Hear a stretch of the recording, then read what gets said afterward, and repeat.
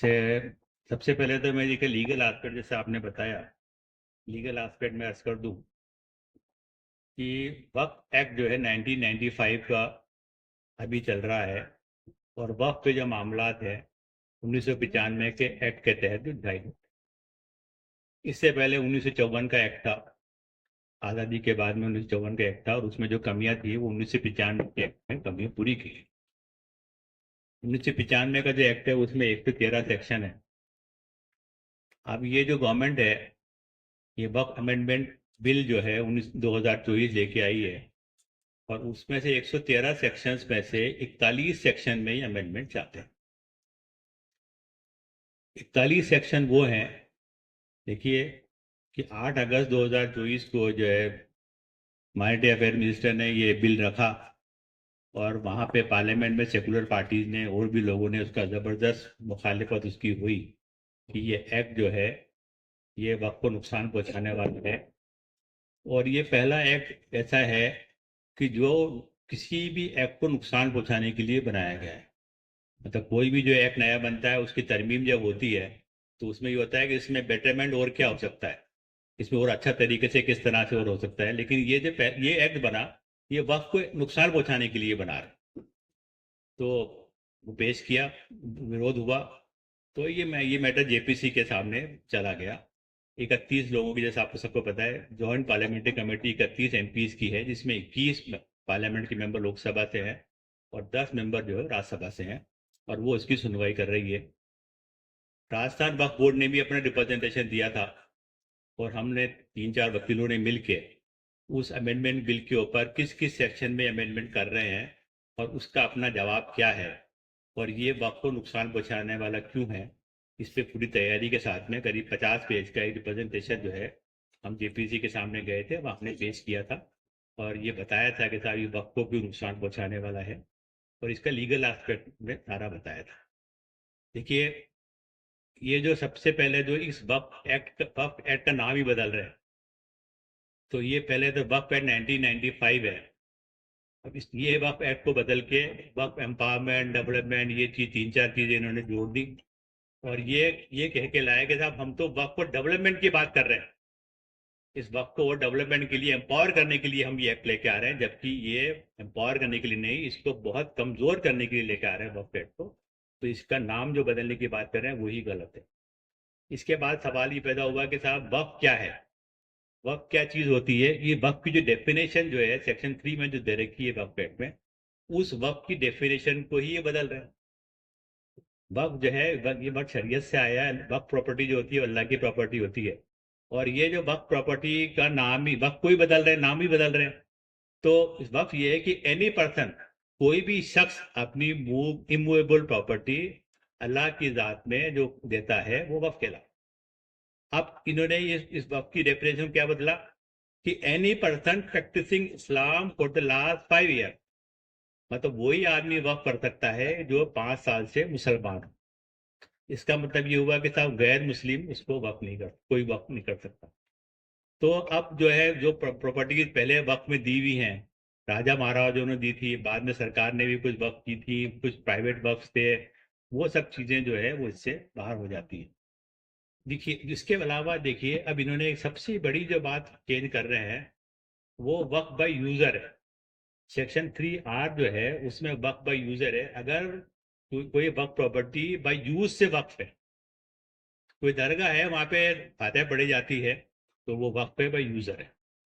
कब्रिस्तान में मुर्दे दफन होते हैं तो वो बाय यूजर है, क्योंकि वो कब्रिस्तान है, वहाँ मुर्दे दफन होते हैं इसलिए वो वक्त पे। मस्जिद में नमाज पढ़ी जाती है, लोग नमाज पढ़ते हैं इसलिए वो वक्त पे।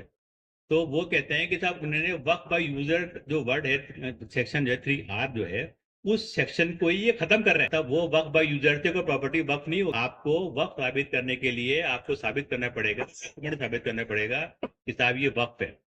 अब देखिए, हम जेपीसी में जब हम गए तो असदुद्दीन ओवैसी साहब ने सवाल किया कि तब यूपी के अंदर 1,20,000 वक्त है, राजस्थान में भी वक्फ बोर्ड में जो है करीब 20,000 वक्त दर्ज है। अब वो उन 1,20,000 यूपी में जो वक्त थे उसमें 80% वक्त दर्ज नहीं है वक्त। तो वो 80% वक्त जो है वो वक्त बाई यूजर है। तो वक्फ का यूजर है वो इसलिए कि आप यूज करते हैं इसलिए वो वक्फ है। अब वो उस वक्फ का यूजर को ही वो खत्म कर रहे हैं इस चीज को। अब इससे क्या मतलब पैदा होगा कि कोई भी आदमी किसी भी वक्फ प्रॉपर्टी पे अगर वो कब्जा कर लेता है, किसी पे नाजायज कब्जा हो जाता है, तो उसको भी साबित करना बड़ा मुश्किल काम होगा। और अपन को क्योंकि पेपर्स किसी के पास है नहीं, वो जो है वक्त में दर्ज नहीं है, उस चीज को साबित करना बड़ा मुश्किल काम। इसके अलावा देखिए कंपोजिशन ऑफ द बोर्ड है कि वक्फ बोर्ड किस तरह से बनता है।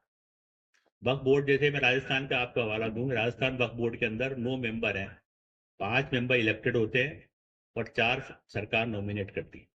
इलेक्टेड मेंबर में से Muslim member of parliament, Muslim MLA, Muslim bar councillor और 2 मुतवली, ये 5 जो है ये इलेक्टेड मेंबर होते हैं और ये मुस्लिम होते हैं।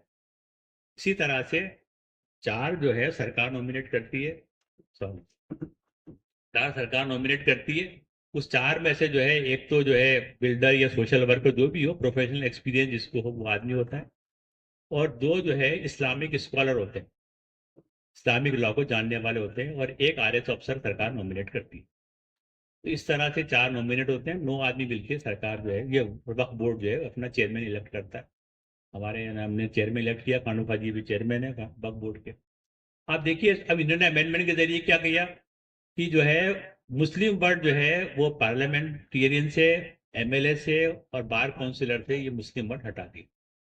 इसका मतलब ये हुआ कि अब जैसे मैं अपना बार काउंसिल का उदाहरण दूं कि बार काउंसिल के अंदर हम 25 मेंबर हैं, 25 में से मैं अकेला मुसलमान हूँ। अब ये है कि वो 25 मेंबर जो है इलेक्ट करके भेजेंगे किसी को भी, तो जाहिर सी बात है बार काउंसिलर गैर मुस्लिम इलेक्ट होके आएगा वक्फ बोर्ड के अंदर, अकेला मुसलमान तो आ नहीं सकता। इसी तरह से असेंबली में 200 एमएलए हैं। अब 200 एमएलए चुन बार एमएलए वक्फ बोर्ड में भेजेंगे, तो मुसलमान एमएलए तो 5-7 एमएलए होते हैं, उसी तरह से गैर मुस्लिम आएगा। एमपी जो है मुसलमान अभी राजस्थान में कोई है ही नहीं। एक्स अशकली साहब वक्फ बोर्ड के मेंबर हैं, वो राज्यसभा के एक्स एमपी के हिसाब से मेंबर हैं यहाँ पे, तो वहां भी गैर मुस्लिम आ जाएगा। तो 3 गैर मुस्लिम तो इलेक्टेड मेंबर में से ही आ गए, मुतवली हो सकता है मुसलमान ही आए।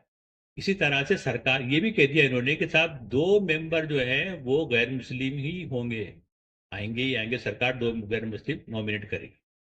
इसका मतलब ये हुआ कि 3 तो इलेक्टेड मेंबर गैर मुस्लिम आ गए, 2 सरकार ने नॉमिनेट कर दिए, 5 ये हो गए। अब एक आरएस अफसर भी जो है, पहले मुस्लिम आरएस अफसर होता था, मुस्लिम डिप्टी सेक्रेटरी का जो नॉमिनेट होता था वो मुस्लिम होता था, अब उसमें से मुस्लिम और हटा दिया, तो वो आदमी भी गैर मुस्लिम आ गया।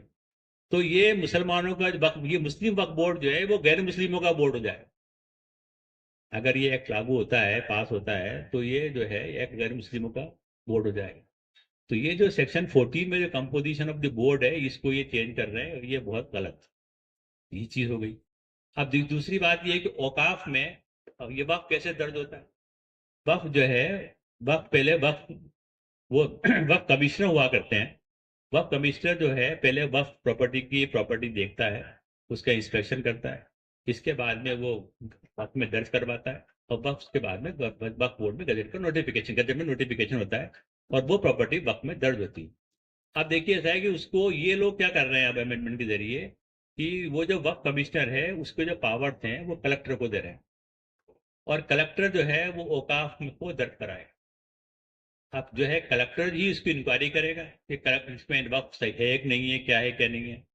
तो ये जो वक्फ का जो रजिस्ट्रेशन है उसका प्रोसीजर जो बदल रहे हैं, कलेक्टर को जो पावर दे रहे हैं वक्फ कमिश्नर से लेकर वक्फ बोर्ड से लेके, ये बिल्कुल वक्फ को नुकसान पहुंचाने वाला है, और ये देखिए ये इससे वक्फ को बहुत ज्यादा नुकसान पहुंचेगा।